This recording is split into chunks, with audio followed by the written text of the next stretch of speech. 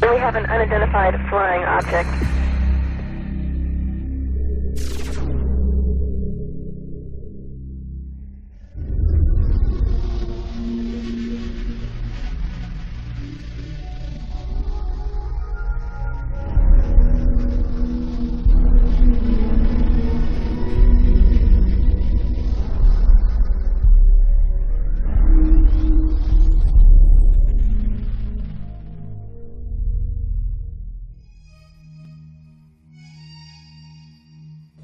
Good evening, my fellow Americans.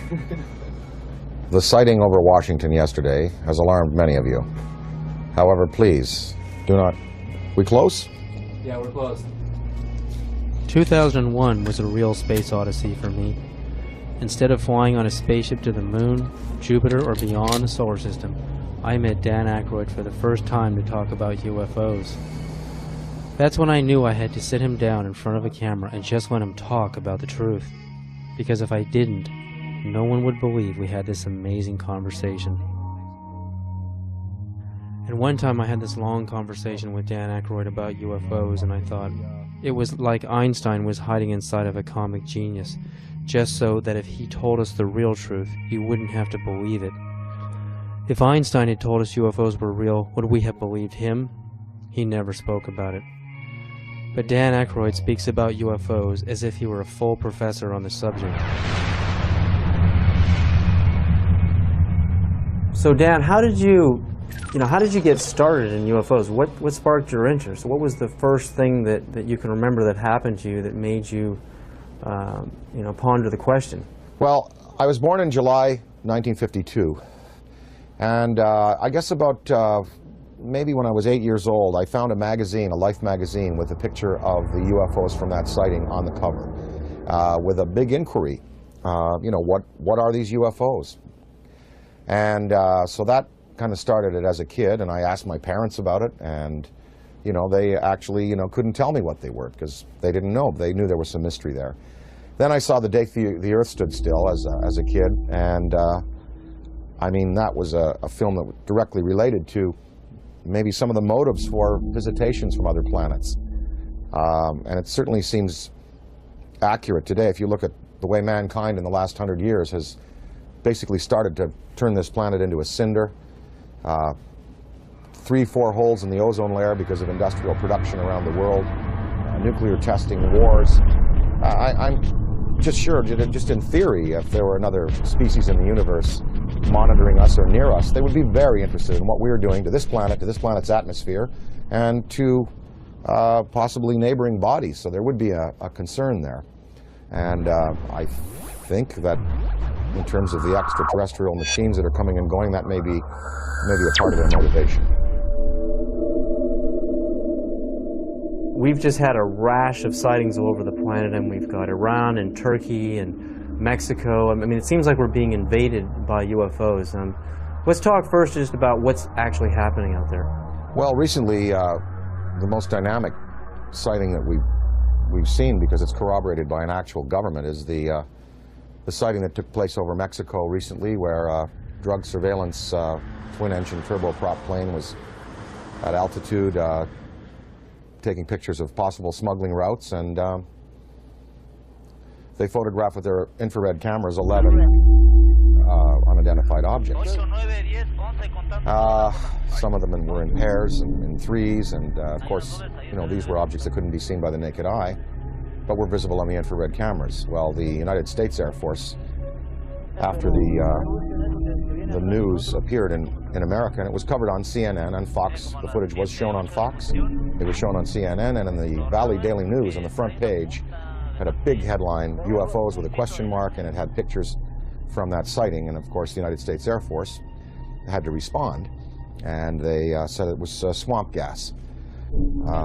So I don't know whether swamp gas is not visible to the naked eye and visible on infrared, whether it comes in multiple balls, whether swamp gas is capable of doing a complete circuit around an aircraft and then taking off at high speed and right angles into the sky. If it is, then maybe it was swamp gas. But Somehow, seems to be a legitimate one because the Mexican government decided we want to release this to the world. And this follows on the heels of the Belgian general who revealed some F-15 footage years ago of his Air Force planes chasing objects that were exceeding them in speed by twice again what his planes were going at.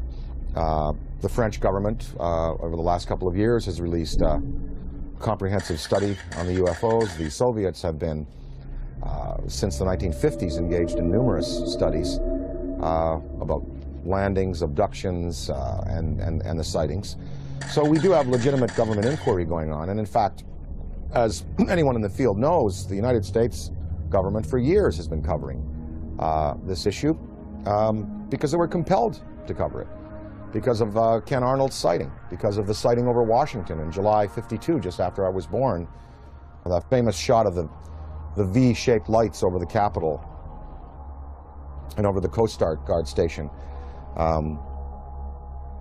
So the government initiated originally, I believe it was, there were Project Sign, Project Grudge, the Condon Report, Project Blue Book, and then they engaged J. Allen Hynek.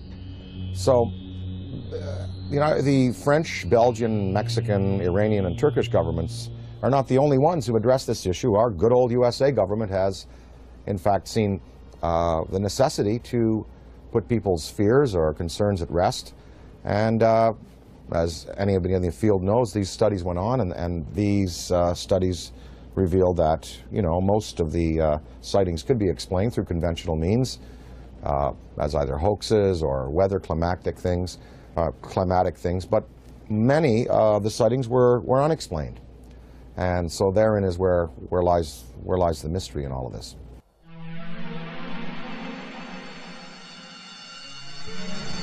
Dan, what do you think is the significance of UFO technology? I mean, obviously, these guys, the extraterrestrials, can come from one star system to another and visit Earth. I mean, recent headlines on CNN are talking about, and BBC, that we're going to run out of oil in 2026. We've got to get on to a better technology. I mean, to be able to go from another star system to Earth, obviously they have the answer.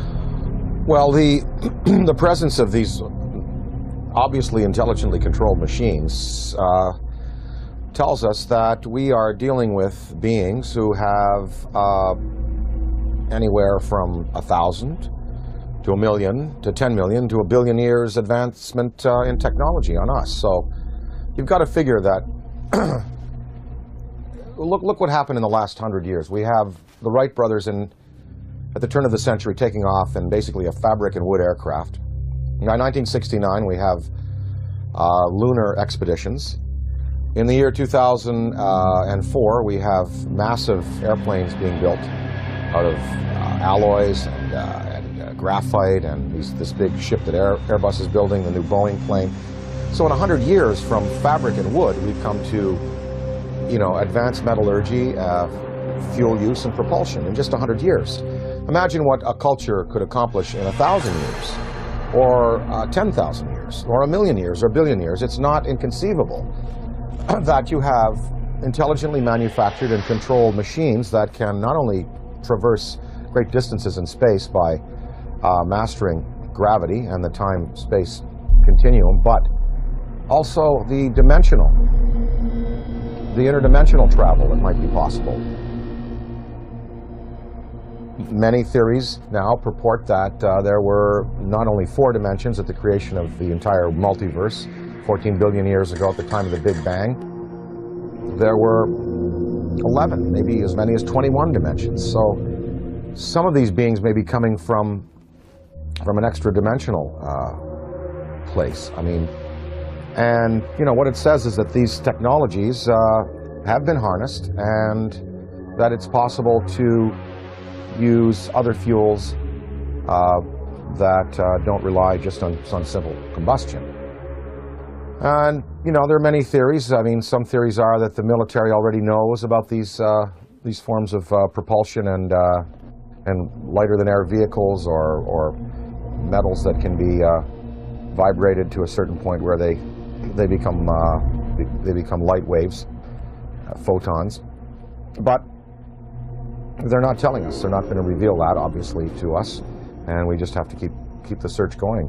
So I think that it's incumbent on us as a race on this planet to begin to find alternatives to the fossil fuels, but we're just not doing it fast enough. It's probably been the greatest and most successful cover-up in the history of the world. UFOs are as real as the airplanes that fly over your head. That is my unequivocal conclusion. Oh my God.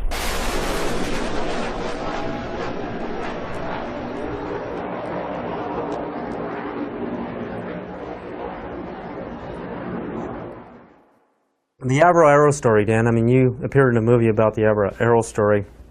Canada broke the sound barrier. Diefenbaker dismantles the whole aerospace program in Canada, and all the engineers are hired by NASA and Boeing down here, and we finally break the sound barrier. But in Canada today, we have another scientist, Canadian scientist John Hutchison, is using wave induction, using Van de Graaff and Tesla coils and radio. On a 75-pound cannonball, we can see this huge cannonball levitating in the air. I mean, Boeing, NASA, Lockheed, all of these defense contractors are going up into his lab in Canada and trying to understand how this thing works, because the next person or the next country that figures out true anti-gravity propulsion systems is going to be king of aerospace on this planet.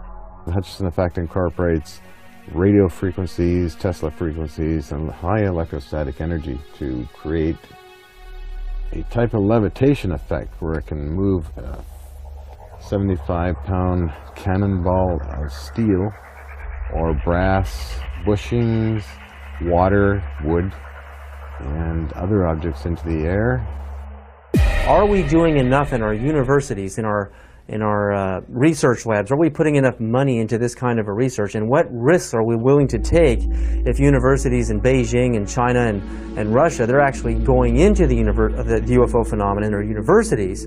But here in America, mainstream science, mainstream physicists laugh at the UFO phenomena. I mean, what do you think about that? Budgets are tight all around the world, and as far as putting money into the study of alternative technologies, funding research by people like Hutchison, the money is just not there. I mean, if you look at NASA, NASA is getting chopped back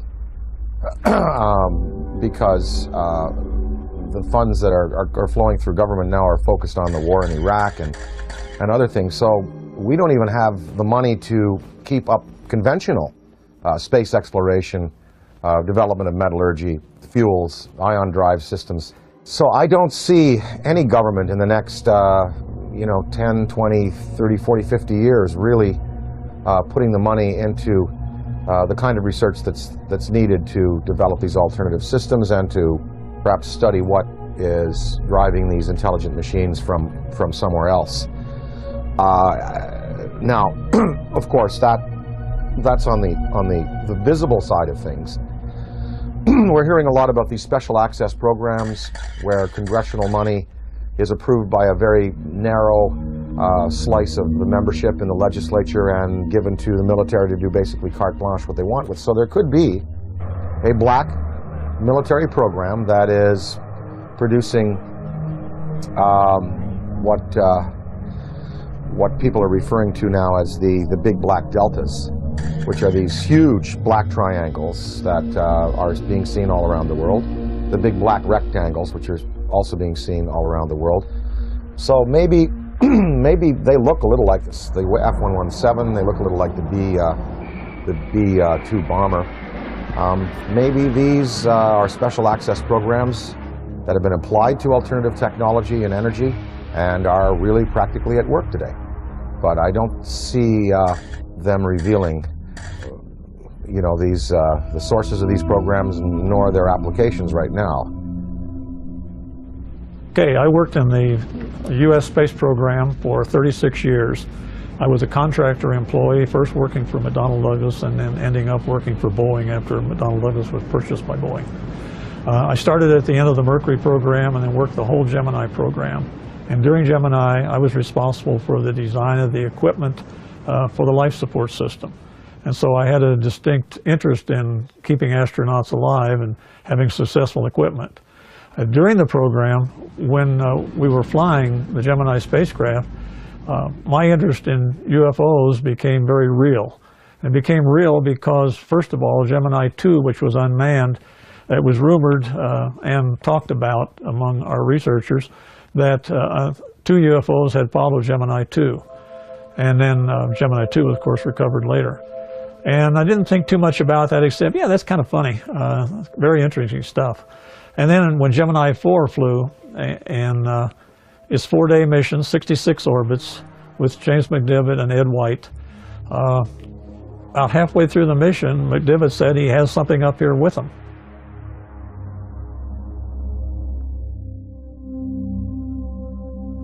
Astronaut Gordon Cooper is an American hero with a log of over 222 hours of manned spaceflight.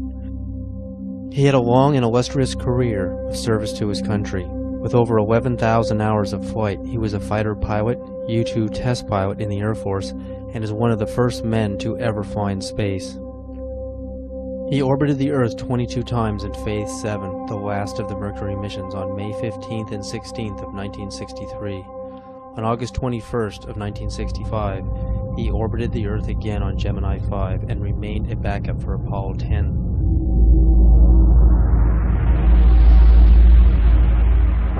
Well, I've had some occasions to know some of the people who were involved in Roswell at one stage or the other. I think there's been an awful lot of untruths put out on Roswell and an awful lot of conjecture. I think there have been some truths in it. I think definitely there was something other than a weather balloon there.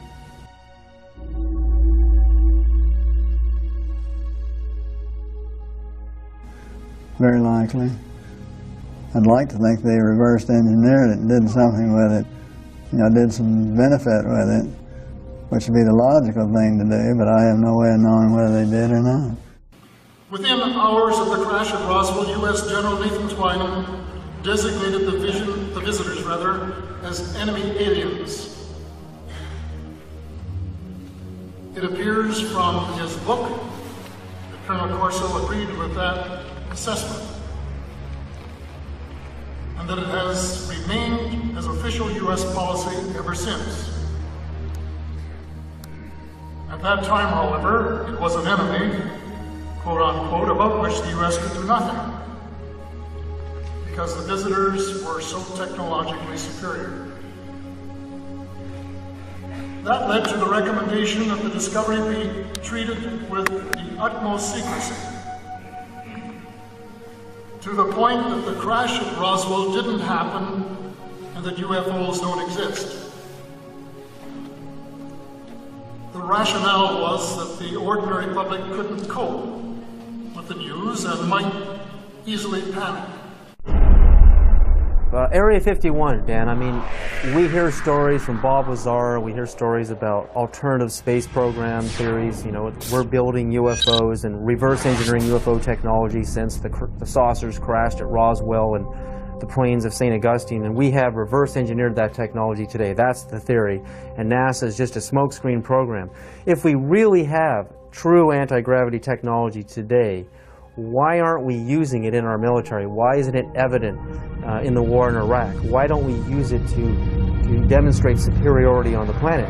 And if not, if all of this is just conspiracy theory and we really don't have this technology, again, are we willing to take the risk of losing air superiority on this planet by letting the Russians or the Chinese or some other country, even the Middle East, actually engineer this kind of UFO technology and conquer the world? Are we willing to take that chance? Well, I think, again, as far as military applications, maybe they are being used already. Maybe we don't know. Maybe they're being used in a surveillance capacity. As far as weapons that could be associated with such vehicles, one would have to think that if the propulsion system is as sophisticated as it would need to be to have these vehicles just hover, stop, noiselessly take off at right angles, do 3 to 5 to 6 to 20,000 miles an hour, one would think that the military application would then take the form of, rather than rockets and projectiles, that probably a particle beam would be used, some kind of a laser, some kind of a disabling beam to disable equipment, to cause disorientation among men and troops. And of course, we have seen no evidence of this. I'm not sure that the U.S. military would want to play that card right now, because after all, the war in Iraq really is a conventional war. We have air superiority there already. There is no Iraqi Air Force. There was no Iraqi Air Force. We, in the United States, we have air superiority basically over the rest of the world. I'm sure there's some pretty hotshot MiG pilots in China and Russia. But I think if you put our Air Force up against any Air Force on this planet, we would prevail without the use of advanced technology of the type we're speaking of. So I think that the U.S., if they have these things, they would probably save them for a more drastic confrontation, perhaps a confrontation with beings that have the potential to be superior over us in terms of the applications of aviation today. So maybe these triangles, the big black deltas, the rectangles, are the next wave of the U.S. military's defense against what some might perceive as an extraterrestrial or extra-dimensional threat. Maybe these weapons or these flight systems now are being prepared to confront a race of superior beings that could have designs on the planet that are malevolent. I think it was Lord Hill Norton, or one of the British Air Force Defense Ministry staff who was assigned to study UFOs in the 50s. After he retired, he said that in his estimation there were 23 different species of being visiting the planet in numerous types of vessels. We know from the NASA UFO studies that you've done, and I think that theory, there's nothing wrong with that theory that I can see, that doesn't point to what you postulate, and that is that there are benevolent beings that are trying to heal the planet, hence the size of these ships that we're seeing in the STS cameras, and the fact that the ozone has holes in it, the fact that water could be a healing element there. What are these lifesaver-shaped little Dropostone-shaped ships conveying to our planet? Well, we see them coming into the atmosphere, and on the STS tapes and other forms of exposure, they're not releasing personnel, they're not releasing projectiles, and no harm has come to the planet through their intervention. So one can assume perhaps that maybe there are benevolent beings out there and malevolent beings out there.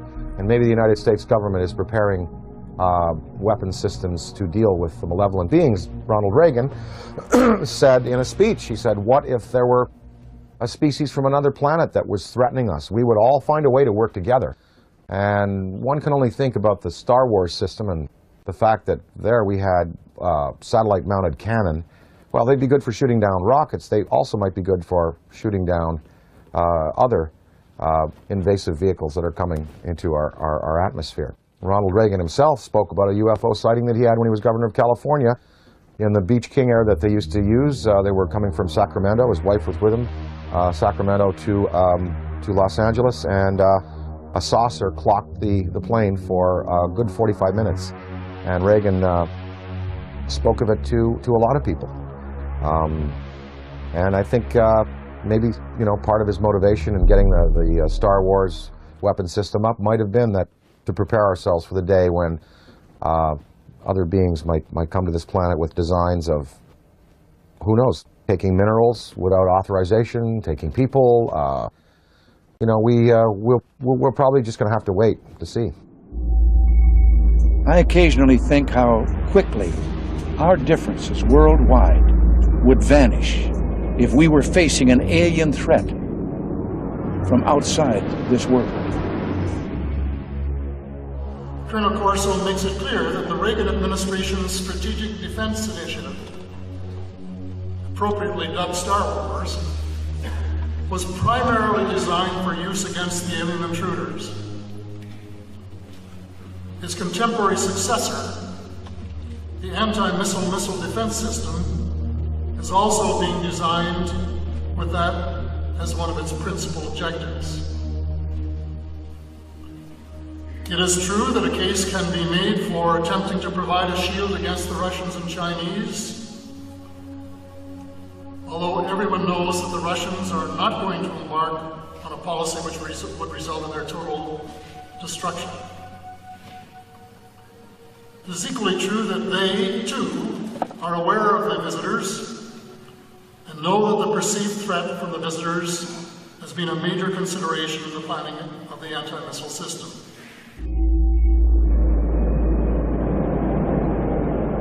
And the incident in question, as at least from my perspective, almost ignited a nuclear war. And that was 5 unidentified objects were picked up on radar coming in over the Pacific Northwest, Northern California, Southern Washington, Oregon area. As these objects approached the coast, Strategic Air Command went on a alert. We were in a defense condition, or what is referred to as a DEFCON, Defense Condition 3, which means that the nuclear forces were ready, but they weren't on a ready stated alert. We elevated that to Defense Condition 4. Defense Condition 5 is launch.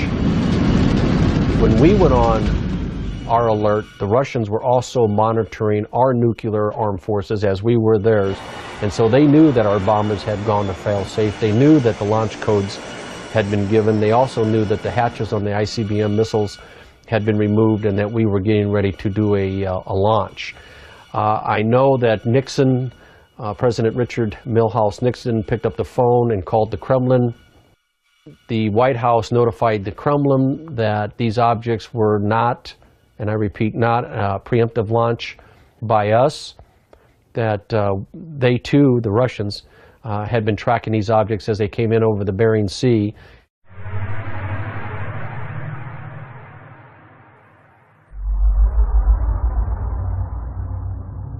Probably moved 100 miles in a matter of a second or two.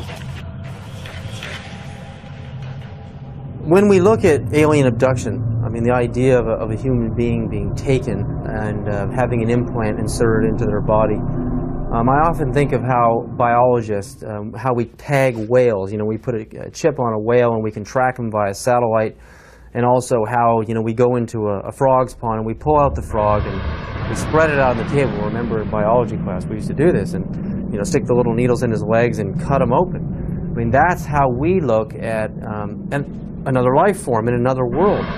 So is it really a sign of violence and negativity that an extraterrestrial civilization is coming to Earth and doing the same to us, putting computer chip implants on us to track us, know where we are, study our species, do a little bit of biological experimentation? I mean, I know for us it's horrific, and it's absolutely a violent thing for us as humans, but from their perspective, do you really think that they're being violent? Well, again, I have to go back to some of them might be here for good purposes, genuinely interested in perhaps helping mankind, and some are here for selfish purposes. Maybe these abductions, even though they're done in a objective but biological way, like we dissect frogs, maybe they're doing it just for fun and for sport. I mean, I don't know. I think probably that that the fear could be justified in some senses. Anne Druffel has written this book about how to prevent being abducted. And we really think, even if benevolent species coming to this planet and taking a man and a woman and taking ova out of a woman and sperm out of a man, that's tremendously invasive and very traumatic for the human beings. So even if the motives are good, you know, these actions are as violent as anyone we're capable of on the planet. I think that a certain amount of fear is justified. If you look at Day the Earth Stood Still, you know, the first thing that happens is the army is assembled and, you know, guns are shot at these beings and at the ship.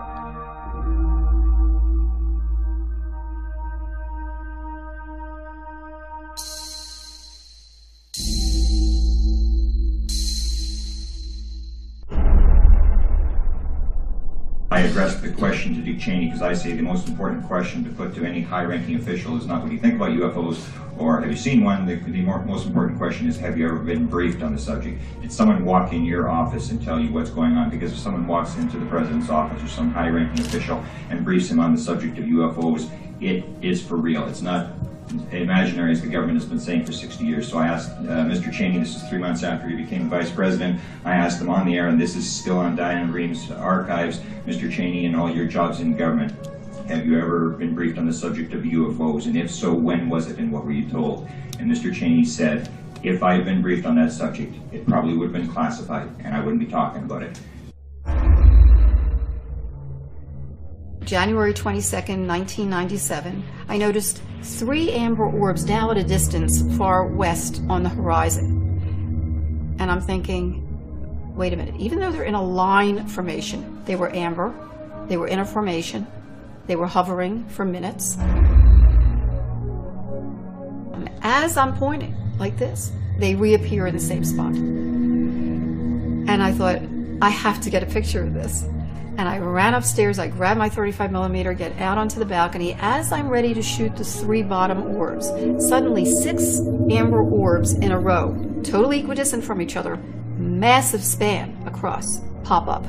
On March 13th, 1997, over 10,000 Arizona residents witnessed the single most spectacular UFO sighting in the 20th century.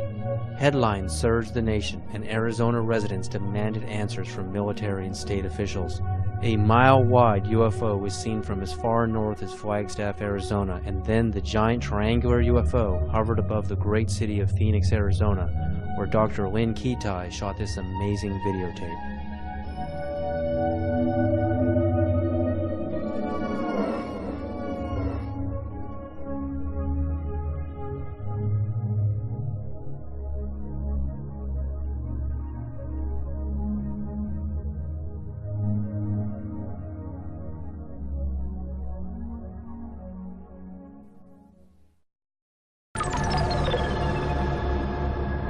When we go out into space and we're exploring the cosmos out there and we're looking for signs of extraterrestrial life, what kind of a communication are we going to send out? I mean, if Dan Aykroyd was the ambassador, if you were the ambassador for Earth, what message would you teletype to ET?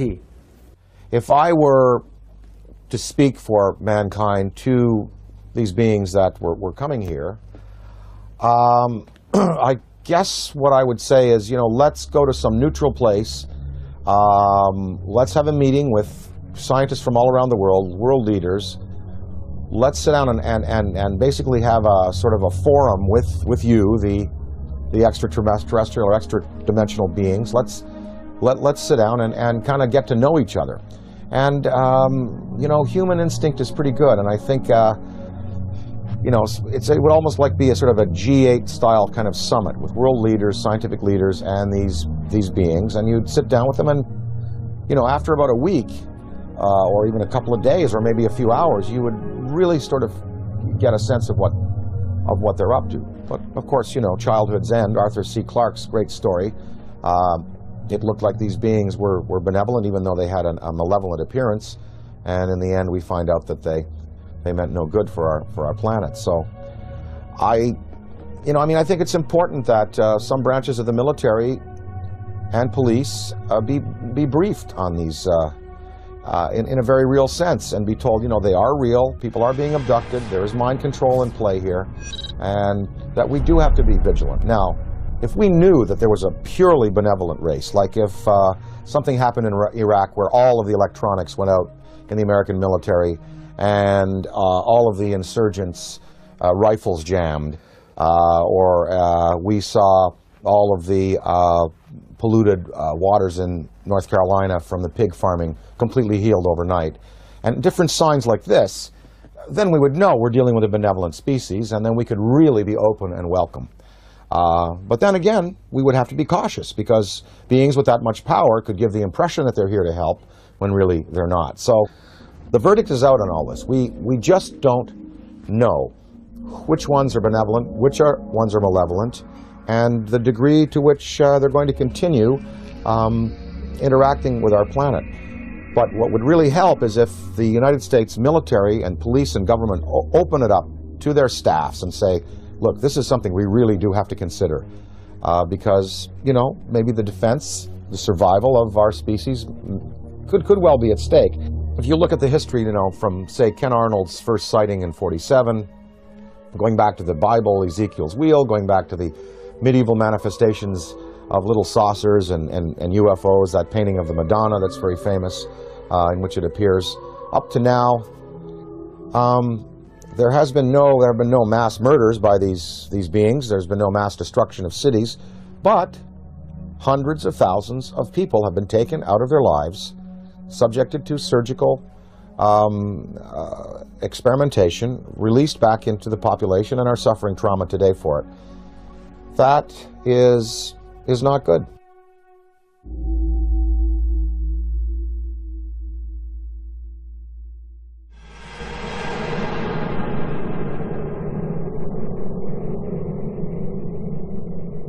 The idea, I mean, like in the movie Close Encounters of the Third Kind, the meeting on the dark side of the moon in Devil's Tower, Wyoming, I mean, it seems like the logical thing to do. I mean, we have a communication, a teletype message, we have a place, a location, and a time, and we isolate it from the public until we know it's safe. I mean, we check each other out. I mean, this seems like the most logical thing to do, you know, even rather than meeting on the White House lawn. I mean, this is the way we would like it to happen.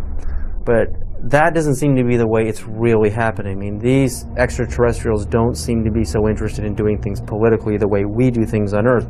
They're picking certain individuals to contact. They are zeroing in on those individuals.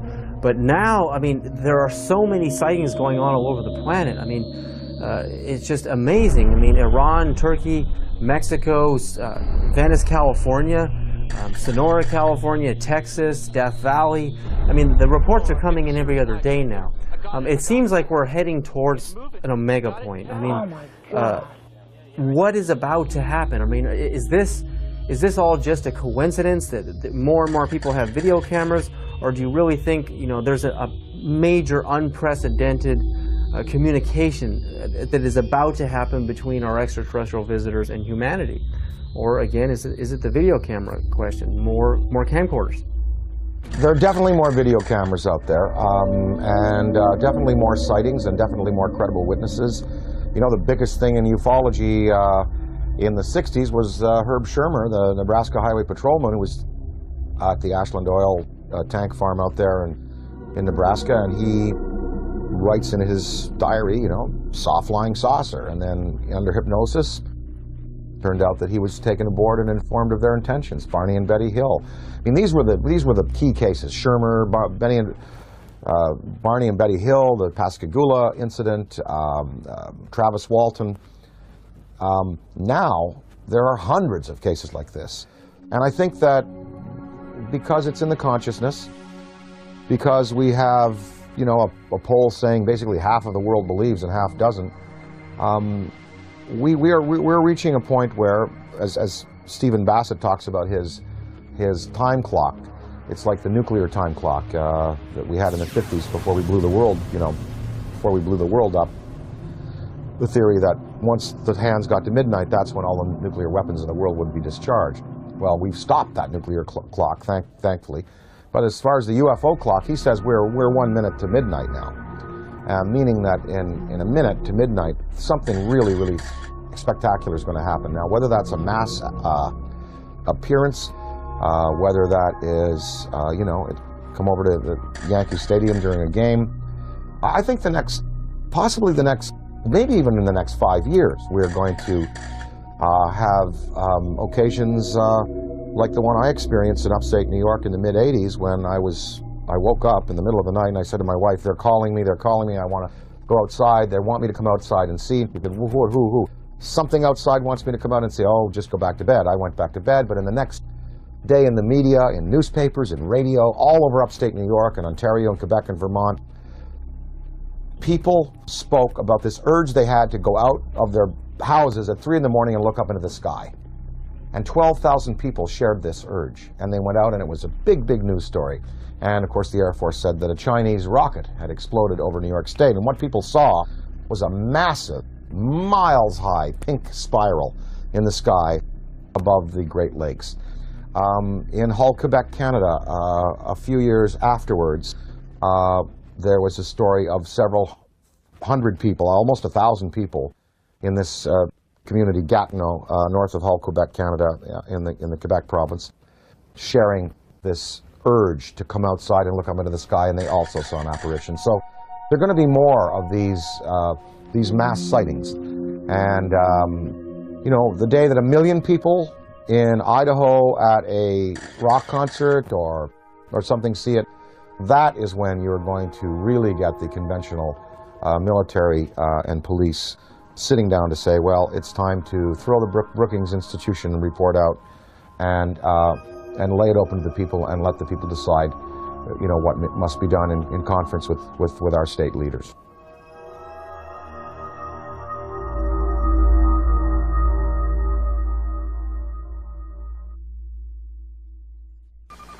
Looks like you got an object right in front of you, Mark. Can you look out there? I'm not sure what you're talking about. Never mind.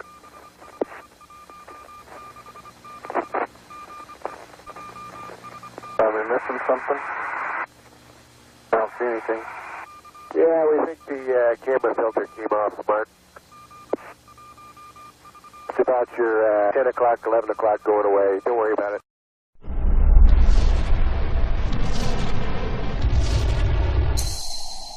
There have been so many celebrities, I mean, like people like David Bowie and John Denver, many people who have been interested in UFOs, but also in the idea of going into space. Would you train and go on the space shuttle yourself and conduct investigations into UFOs? And if you did that and you took an oath that stated that if you did discover something out there, that you would not share it with the American public. And if you knew you had captured on videotape actual UFOs from the space shuttle, would you break that oath and share the truth with the American public? Well, you know, first of all, I'm claustrophobic, so I doubt I'll go up into space. But if I were to go up into space, I would have to say, look, you know, what we see up there and what we find, you know, we're just gonna have to throw out that law. There's a law. According to NASA's Space Act, signed on July 29th, 1958, Section 102, Paragraph C, Subparagraph A, we read, information obtained or developed by the administrator in the performance of his functions under this Act shall be available for public inspection, except information authorized or required by federal statute to be withheld and information classified to protect the national security.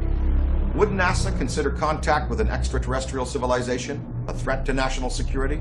And if they did, would they classify it to protect the national security?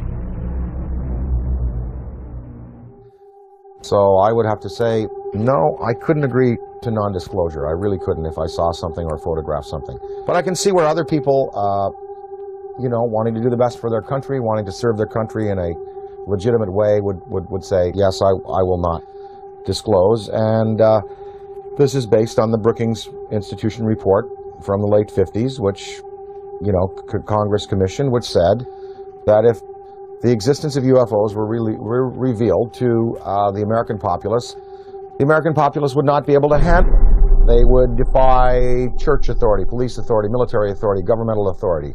They wouldn't go to work. They would sort of cast aside the mayors and governors and presidents and go, we want to talk directly to these beings. We feel that these beings should, you know, have their case put to us directly by them themselves. I think the American populace today is ready to handle the concept that what we live in, the 4 dimensions of height, length, width, and time, is not all there is. There are more dimensional realities. there are advanced beings with machines that can skip from dimension to dimension, from galaxy to galaxy, using the Einstein-Rosen bridges, the wormholes. I think the American people, I think half of them know, and I think the other half, with the proper evidence, would be ready to accept it. It's going to take a mass sighting for the U.S. government to finally say, look, we're going to come on side with France, Belgium, Mexico, Turkey, Iran, and we're going to tell the truth, and we're going to reveal what happened to Tom Mantell when he went up in his P-51, what happened in the Great Lakes when I believe it was an F-104, I believe, was scrambled over the Great Lakes in the 60s. What happened to him? You know, I think that that if you have that type of sighting, then there'll be no choice. Interdimensional travel. I mean, not just traveling through our dimension, but going into alternate dimensions, Dan. Would you, and if you could, a spaceship arrives in your yard, and you know you've got the barbecue out, and there's the steak on the grill, and they want you right now to come with them and go into another dimension, and to move forward and backwards on the timeline, to go forward in time and backward in time. If you could move forward and backward in time, are there any events in human history that you would interfere with, that you would change to alter the destiny and the course of humanity? Well, I wouldn't want to go back in time and change anything, because that would be a tampering that I wouldn't serve mankind well. Although there are many horrors, of course. Wouldn't you have loved to have caught Hitler as a 15-year-old and have him drown in a river?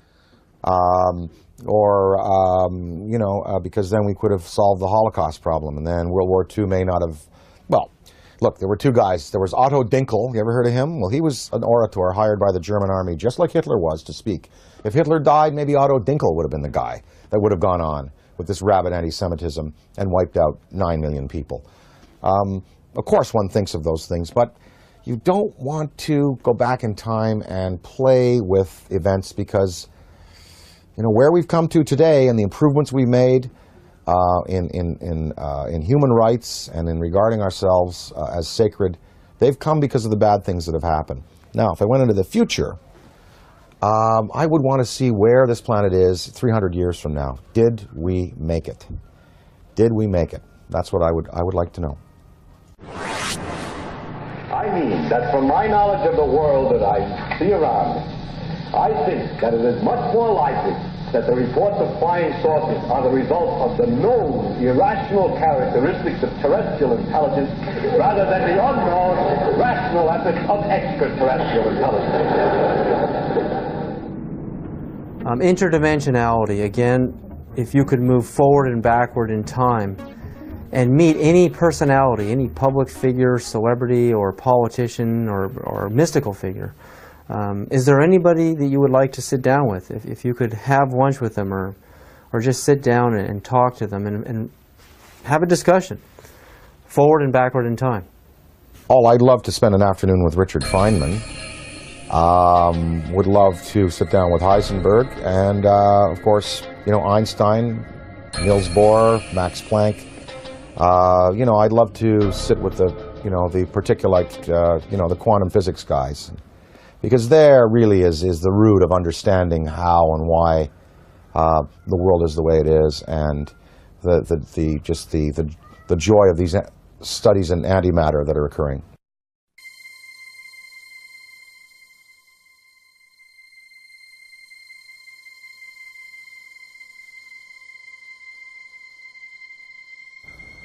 Everyone you picked is a physicist, a scientist, and I often think about how spirituality and science are merging, how they're kind of coming together. I mean, what ancient civilizations thought of a universe was really the Earth and the Sun and a few planets.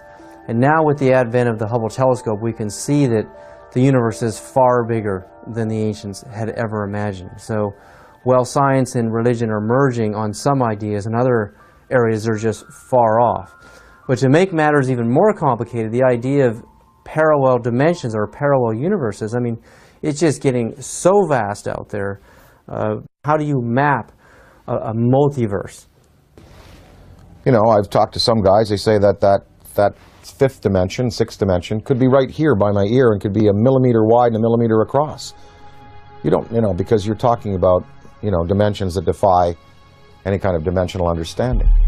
And, you know, there was I forget his name, he died recently, last 2 years, but he proposed that there are parallel realities just because of the way we go through time. Like, here we are in this interview right now. Well, what I said and what you said and what we all did 2 minutes ago still exists somewhere, because we just did it. It's there. It's like a wake we've left. And if you had a time vehicle, you could go back to 2 minutes before and stop and see what we're doing 2 minutes before. You go back to your high school days. You go back to your days as an infant. And those realities are still existing alongside what we're progressing through. You know, it's all a beautiful, beautiful mystery. I am here because I am a writer, a performer. I find it entertaining. I'm not a scientist. You know, and I'm not a theosopher or philosopher. And you know, I am just here because it is enormously, enormously entertaining. And mysteries like this are challenging. And it's really, really fun to contemplate that, you know, there may be beings out there who are concerned about our planet and who may give us the opportunity to advance ourselves. It's just really fun to contemplate.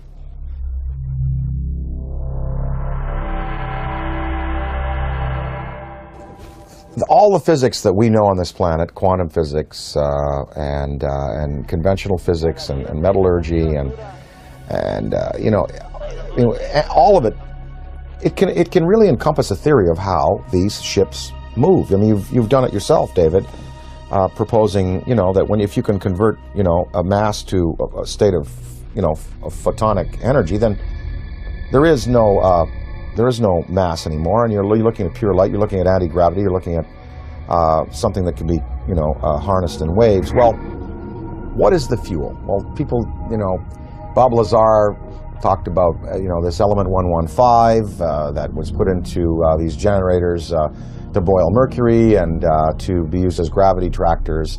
Maybe that's it. I don't know. I mean, they must be using a fuel that's unavailable to us. Does it give off radioactive waste? What is the cost to them? For instance, the Venice UFO that you recently showed me, and I covet that tape. That's amazing. Because you see the metallic quality of the object, you see the force field around it, you see it spinning. It was May 2nd, 2004, approximately 11:30 a.m. And I was walking from my apartment with my girlfriend down this alley right here. And we were just sort of walking this way, and I looked up over at those phone lines, and we saw something that we really couldn't make sense of. It was a very shiny, you know, metallic disc. So we turned the corner here, and this is basically where we're just looking at it. And we're pretty much like, okay, that's not a balloon or anything we're familiar with. So we sort of kept walking to the corner and just stared at it for a while until it hit me, you know, that this was really something. There was a man also looking at it, sort of a bystander, and he said, wow, do you guys see that? And that's when I realized all three of us were looking at something extraordinary. What is the environmental cost of running these machines? Are they clean or are they not? Is there some, wherever, you know, they came from, is there some place they have to go back to after their journeys are finished to dump whatever they've used up in terms of fuel, like we would a bad fuel rod in a reactor? That is a question I'd like to know. I'd like to ask is, you know, are you a clean burning vessel, or is there some cost that you pay like we paid for atomic energy? When we consider that it may be possible to take mass and reduce it down to zero, make it as light as a photon, we can start to approach this whole light speed phenomena from a whole new direction. I mean, we're going to be able to do this. This is the only logical answer. There are no fissile nuclear materials in the universe as we know it to produce the kind of energies in a steady stream that you need to get mass up to that speed. There are no feasible nuclear fuels that can produce 1 trillion electron volts all day long. And wormholes are even more exotic. The idea of bending and folding two spaces of space-time together and creating a shortcut wormhole to vector in between those 2 points, according to Kip Thorne, who wrote Black Holes and Time Warps, that the energy required for a wormhole is 100 million suns, the negative energy they put out for an entire year. There are 100 million suns in our galaxy alone. That means all of the negative solar energy coming from our suns in this whole galaxy, the total energy for a whole year is required to create a wormhole. Where has any extraterrestrial civilization or our civilization going to get access to levels of energy that high? It's never going to happen. That's why I've reversed the table here. I said, you have to ultimately get frustrated with the idea of increasing energy en masse. You have to it's like banging your head against the wall and trying to cram it through the wall. You will never be able to do it this way. So the new way, as I propose, is to make this all possible. And when you consider UFOs coming in, stopping on a dime, and then accelerating and turning out into space, any Air Force pilot can tell you that stopping on a dime, the G-forces are going to throw you right through the walls. Yeah, you'll be crushed. And then sudden acceleration is going to do the same thing. It's going to destroy the body of the pilot. So this new approach and this new idea, I mean, this is just the inception, it's just the beginning, but I think this is really the only avenue that we can look down right now and the only way we can see solving this problem.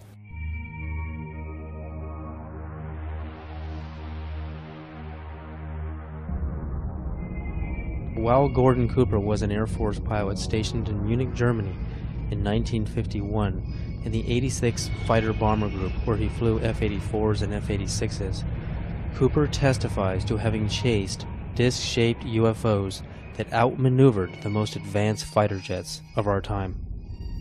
We were flying in Germany, and we were flying F-86s. And they would come over and do the same maneuvers that we make, except every once in a while one of them would go zip. And you just can't do that in a fighter, a conventional fighter. They're just typical saucer shape, double lenticular shape, metallic looking. Well, yeah, they weren't just random. They were flying fighter formations, very definitely under positive control.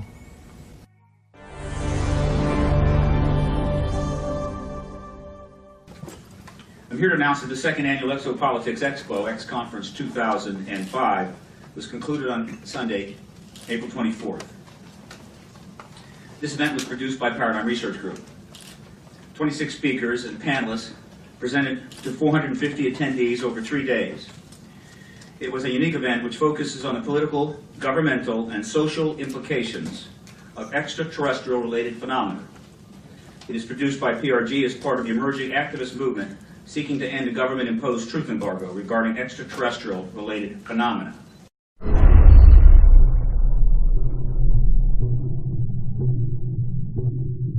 Do you believe, and describe, do you believe that your show was shut down for national security reasons? And tell us a little bit about what happened with the show out there. Well, what happened, we sold the show to Sci-Fi Channel, and it was called Out There, and I basically interviewed all of the people that I admired in various fields of study, like Colin Andrews from the Crop Circle movement, Linda Moulton Howe, the expert on cattle mutilations, John Mack. And let me just put a pin in things right there, because John Mack has taken this study of abductions, UFOs, right out through the other side, and he's going, yes, we know they're here, we know they're coming, we know people have been taken, we know there's experimentation going on, we know people have been told about agendas. What we now have to do is use that as a key and as a motivation to socially transform this planet to a more peaceful, more loving, more tolerant state. So his movement, the movement for social change, has just accepts as a fact abductions, UFOs, interplanetary intervention, and what he's doing is taking it out through the positive side of it and saying, Now we must use it to socially transform, and I think his message is great. But I talked to him, I talked to the Allagash guys who were taken in the canoe on that trip in Pennsylvania. The last show we did, I had both Bassett, who has the UFO time clock, and then Greer. Both Bassett and Greer were there. They were my two guests for the day. Well, the show was canceled that afternoon. And I was outside, before I knew it was canceled, in between the interviews. And I was outside, and Britney Spears called me because she wanted me to appear on Saturday Night Live with her. And so I was outside having a cigarette, the phone rang. Oh, Brittany, how you doing? Oh, sure, of course I will. I turned away like this. I turned back, and there was a black Ford across the road, a black Ford sedan. And I was trying to look at the plate, and the plate seemed kind of like fuzzy, and I was, definitely a police car. And two guys were there, and a big, big, tall guy got out of the back seat. And he stood in the street on 42nd Street it was. We were at 42nd Street and 8th Avenue. And he looked right at me. And literally, I was on the phone. Hey, oh, sure, of course I'd love the show. Saw the Ford, went back like this, turned back like a half second later, and it was gone. And that car did not go past me. It did not make a U-turn, because I would have seen 42nd Street. I would have seen that thing take a U-turn and go away. That car vanished. That car was a cloaked vehicle of some type. And whether this was like a warning to me, because the guy got out of the back seat, gave me a real dirty look. That car vanished. I know what I saw. And, it was just this fast. It was, oh, hi, Brittany, sure. Oh, of course, I'd love to. Guy gives me a dirty look. Oh, well, sure. Car gone. That's what happened. And then 2 hours later, we were told we were not to continue taping, and the show was canceled, and none of them would air. I don't know. I don't know. Was that an MIB experience? Black helicopters, military abductions that happen. Sometimes people are taken, and they talk about then being visited by military personnel and debriefed about their abduction. Was it a technology associated with some of these beings that are visiting that wanted to warn me off, or that wanted to give me verification that I was on the right track? I don't know. But I do know I did turn back a second later, and it takes so long for an automobile accelerating from 0 to 40 miles an hour to reach the corner of 8th Avenue and 42nd Street going past me, and then pulling a U-turn and going out towards Times Square. I would have seen that car. And I looked around. I was looking for that then. It was gone. So I don't know. The tapes exist. I have them. We're going to try to repackage them. We might put them out on DVD.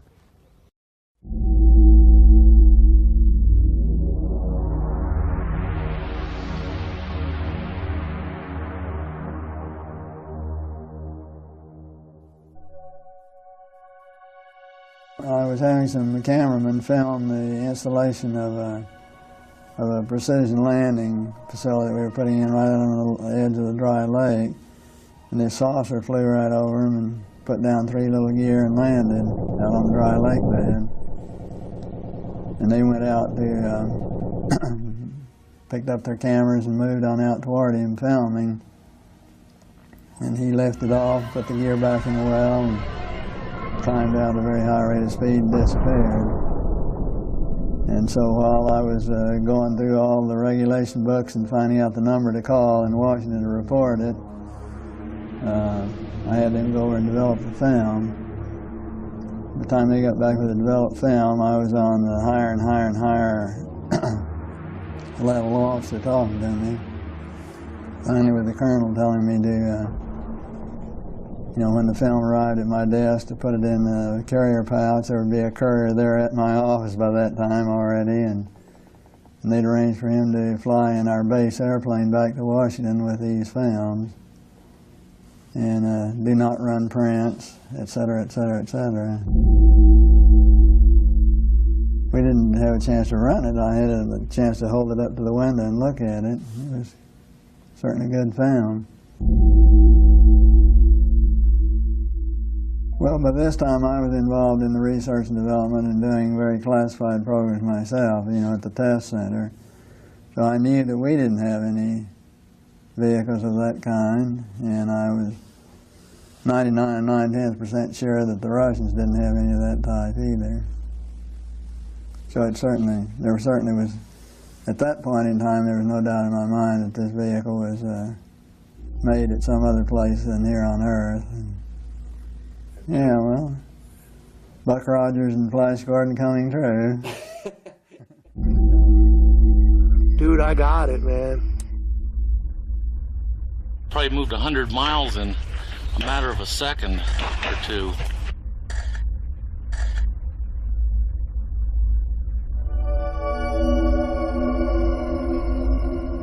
In July of 2002, right here in the Washington, D.C. area, there was yet again a airspace jet chase by two F-16 jet interceptors,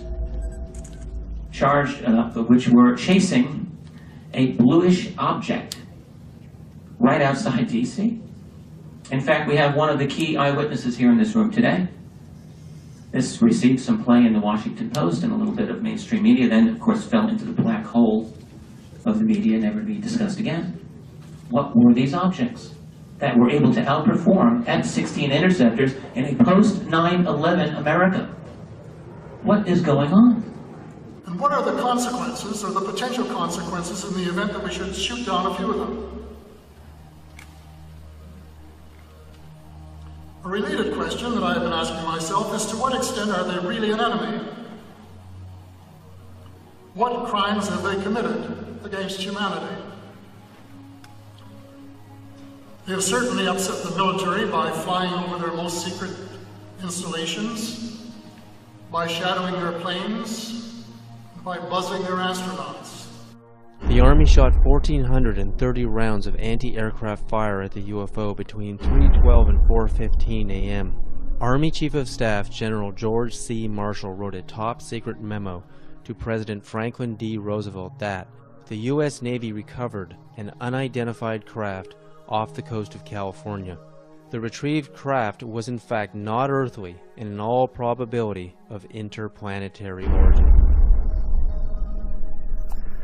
I mean, to me, what this is all about is not just, looking up in the sky and saying, wow, there's another UFO, yet another sighting. I mean, it's about exploring the phenomena. We have to get past denial. I mean, everyone is stuck at denial. I mean, mainstream science says the phenomena is not happening, and they don't take it seriously, and they try to sweep with them half the world. But over 50% of the American population, according to polls, believe in the UFO phenomena, and the government just buries it. Well, there's some media that are guilty of trying to suppress, and there are some media that are just throwing the story out there. Now, this Mexican sighting, we had coverage on Fox, we had coverage on CNN, and in the Daily News in the Valley here, we had a front page article, with the pictures and UFO, big question mark, and I mean, they were treating it. I think increasingly now, the media has to take into account that this is a reality. And I think, again, to go along with the theory and the feeling that John Mack has,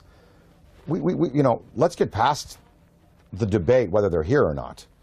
Let's start to analyze who they are, how many of them are there, what kind of systems they're using, what their intentions are to us here on their planet, and can we utilize this knowledge to better ourselves as a species.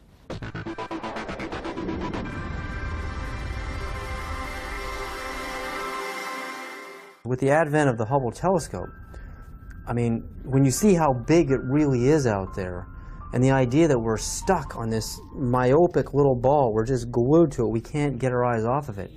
It's more of a mystery now than it ever has been. Why we're stuck here, and there's got to be a way to decode the matrix and finding out how these craft work, how we can get out into the universe ourselves. I mean, I think that's what this is really all about.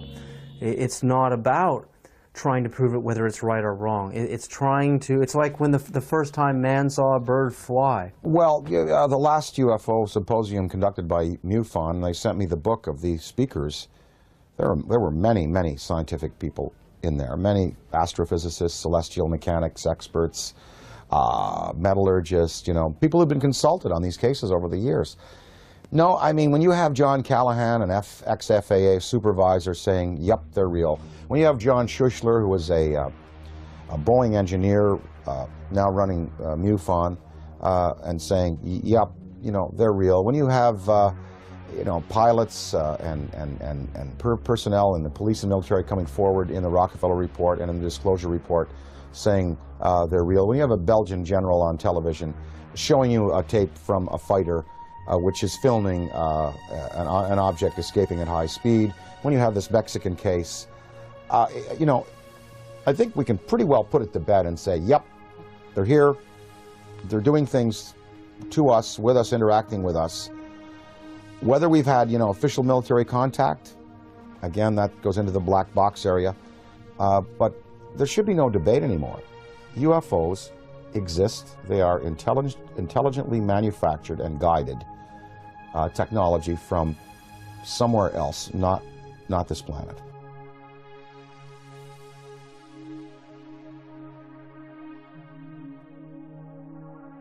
While human beings can only see from red to violet wavelengths of light, the infrared and ultraviolet spectrums are invisible to humans. I quickly learned that NASA uses special video cameras that are capable of seeing into these invisible spectra. The tether has broken and is going away from us. Get it on the TV, Claude. Please get it on the TV. After the 12-mile-long tether snaps, several days later on an orbital pass, the cameras find something that should not be there. In the NASA STS-75 tether incident of March 1996, we find NASA using ultraviolet light-sensitive video cameras. This is where some of the largest UFOs ever caught on videotape have been captured. Huge dish-shaped luminous UFOs swarm the tether. We know the tether is 77 to 100 miles away from the cameras on the shuttle. The UFOs pass behind the 12-mile-long tether, so we can therefore use the 12-mile length of the tether to measure their minimum diameters. Some measure between 1 and 3 miles wide, making them literally motherships. In Project Blue Book files, UFOs with these same features have been reported several times as shiny metallic discs with dark centers. Specifically, in the invisible infrared, Trevor James Constable, a retired World War II radar operator from New Zealand, has photographed many UFOs with the same features, translucent discs of light with dark centers.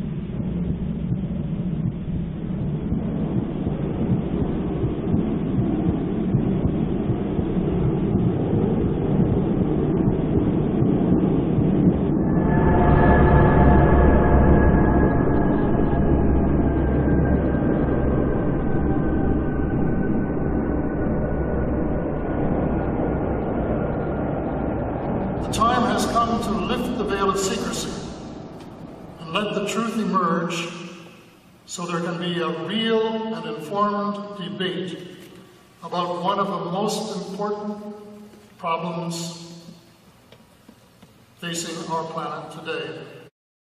So how do people respond to Dan Aykroyd when he talks to them on a personal level about UFOs? You know what? It's interesting. When I talk to people, well, first of all, people ask me about it. They come to me and they say, oh, well, you know, we saw an interview, we heard an interview, they heard the thing on Art Bell that we did. They come to me and ask me about it. So it's not like I have to go out there and crusade and say, hey, did you hear about the latest Mexican case? They've seen CNN, they've seen Fox, they've seen the Daily News. They come to me and ask me about it, and I basically lay out, you know, my thoughts on it. I'd say half the people that I speak to about this have either seen themselves, heard about it from a credible witness, or are willing to accept. The other half, totally not. Harold Ramis, my good friend and collaborator, does not believe, will not accept until, you know, hard proof is presented to him in the form of, you know, something tangible.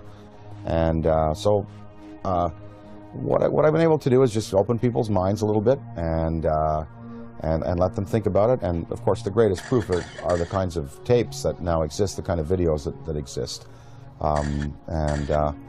Usually, when I show some tape of some different things that have been exposed to me, well, it's pretty convincing. And then at that point, people have to go away and accept that, you know, that these things are a part of our reality.